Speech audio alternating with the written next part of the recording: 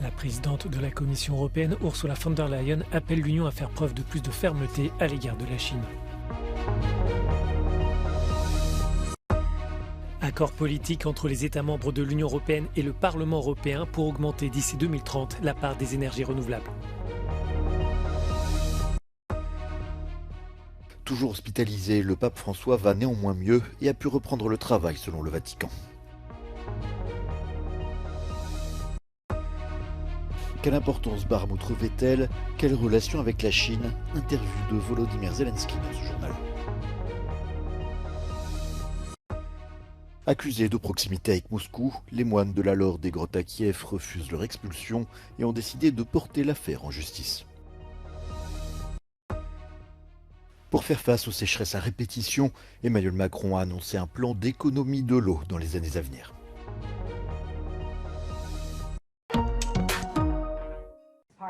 L'Union européenne doit se montrer plus ferme à l'égard de la Chine. Dans un discours, la présidente de la Commission européenne souligne que les autorités chinoises sont plus répressives à l'intérieur et plus assertives à l'extérieur. Ursula von der Leyen donne ainsi le ton à quelques jours d'un déplacement en Chine avec le président français. I believe it is neither viable nor in Europe's interest to decouple from China. Our relations are not black or white, and our response cannot be either. And this is why we need to focus on de-risk, not decouple. Ce déplacement européen se déroule après la visite du président chinois à Moscou pour rencontrer son homologue russe. Les Occidentaux craignent un rapprochement entre les deux pays. Any peace plan which would in effect consolidate Russian annexations is simply not a viable plan. We have to be frank on this point. How China continues to interact with Putin's war will be a determining factor for EU-China relations going forward. La présidente de la Commission estime que la Chine cherche à utiliser la faiblesse de la Russie pour renforcer son influence internationale et son agenda géopolitique. It is clear from this visit that China sees Putin's weakness as a way to increase its leverage over Russia. And it is clear that the power balance in that relationship, which for most of the last century favored Russia, has now reversed. Certains analystes estiment que l'Union doit s'ajuster à un monde bipolaire, mais les 27 doivent le faire selon leurs propres termes. We cannot have a trusted and deep relationship with a China that would support and continue to support the Russian war machine. So better than being pushed around by others to tell us what we need to do in this space, it's better for us to define the terms of our engagement. Do we have time? Well, it's a very urgent business indeed. There are risks that will probably increase. Our dependence is extremely high in certain aspects. And the geopolitical tensions around China are increasing. So it's an urgent business, but at the same time, let's do it properly and not overreact. La présidente de la Commission estime que l'Union doit réévaluer l'accord global sur les investissements avec Pékin. Le texte n'est toujours pas ratifié et se trouve dans une impasse depuis 2 ans. La part des énergies renouvelables doit bondir d'ici 2030 dans l'Union européenne. Les États membres et le Parlement européen ont arraché jeudi aux aurores un accord qui prévoit un objectif contraignant de 42,5% de ressources propres dans la consommation européenne. Les gouvernements pourront même pousser cette barre à 45% s'ils le souhaitent. Au Parlement européen, le rapporteur du texte insiste sur la flexibilité du compromis qui fixe un seuil et non pas les moyens pour y parvenir. Pour réussir cette dynamique, l'accord prévoit une facilitation des procédures pour accélérer la construction d'infrastructures nécessaires pour l'éolien, le solaire ou encore l'hydrogène. We now say to the member states, you have 12 months for a solar park or a wind park, and if this solar park is within 12 months not granted, then it's automatically granted. We call it positive silence. And I think this is a wonderful instrument to speed up the permitting procedures in member states. L'ombre du nucléaire plane sur ce compromis. La France, qui défend cette énergie, assure que le texte consacre le rôle de l'atome dans la production d'hydrogène bas carbone. Mais au Parlement européen, les députés proposent une toute autre interprétation de l'accord. The French did not win today. They wanted to have renewable energies and nuclear energy at the same level.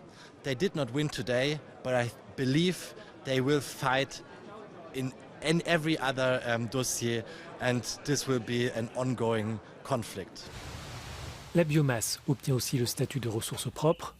Les ONG environnementales regrettent cette décision car le recours au bois pour produire de l'énergie risque d'avoir un impact sur les forêts qui captent le CO2 et qui représentent un espace essentiel pour la biodiversité. Le compromis doit maintenant être adopté formellement par les États membres et le Parlement européen.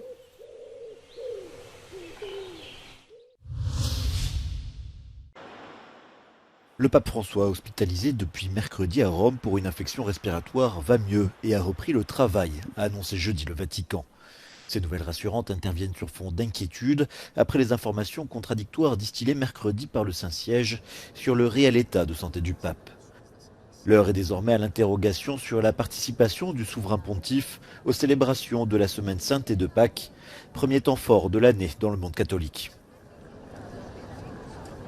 The Vatican also said that the Pope is touched by the many messages he received. Now, the Pope's latest hospitalization, we know that he's been treated several times already, comes ahead Palm Sunday on April the 2nd, which marks the start of one of the busiest times of year for the Pope, filled with lots of ceremonies leading to Easter Sunday on April the 9th. Now, it's not yet clear whether or not Pope Francis will be replaced. Last year, he was replaced at some point as he could not lead ceremonies due to a problem to his knee. So we'll find out later on whether or not planned treatments will have to continue and whether or not it will have to be replaced.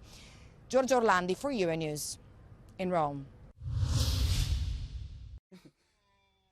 Encore et toujours, l'Ukraine résiste à l'assaut russe à Barmout. Ses forces tiennent en prévision d'une contre-offensive majeure dans les semaines à venir. Depuis des mois, les armées russes et ukrainiennes se livrent une bataille acharnée pour le contrôle d'une ville qui, selon les analystes, n'a pas une grande valeur stratégique. En revanche, sa valeur symbolique est énorme pour les belligérants.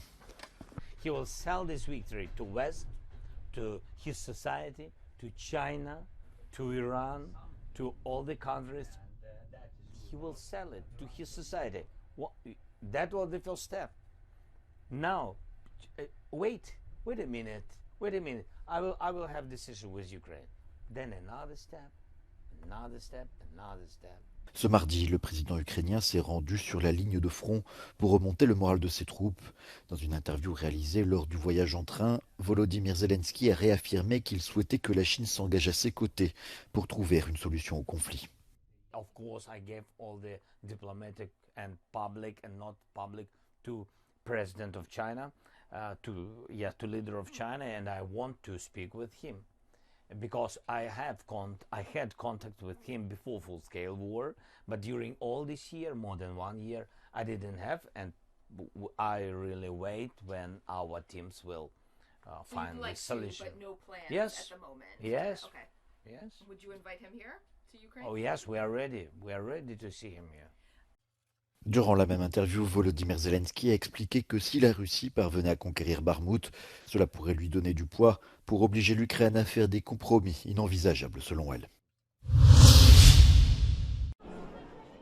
Déterminés à résister, les moines orthodoxes expulsés de la Laure des grottes de Kiev refusent de partir. Le gouvernement ukrainien les accuse de soutenir Moscou et d'entretenir des liens avec l'église orthodoxe russe. Les autorités ont ainsi ordonné aux religieux de quitter le site au plus tard ce mercredi.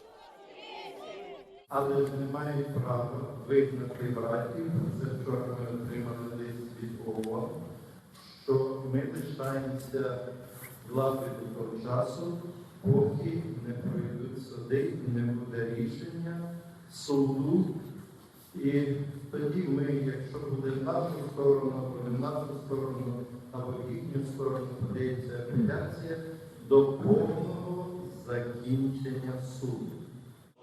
Les autorités affirment que les moines ont violé leur bail en apportant des modifications au site historique et en commettant d'autres infractions techniques, mais ils nient les faits. La Russie a également condamné les pressions exercées par l'Ukraine pour obtenir l'expulsion des religieux. La Laure des Grottes, classée au patrimoine mondial de l'UNESCO, est considérée comme le site orthodoxe le plus sacré d'Ukraine.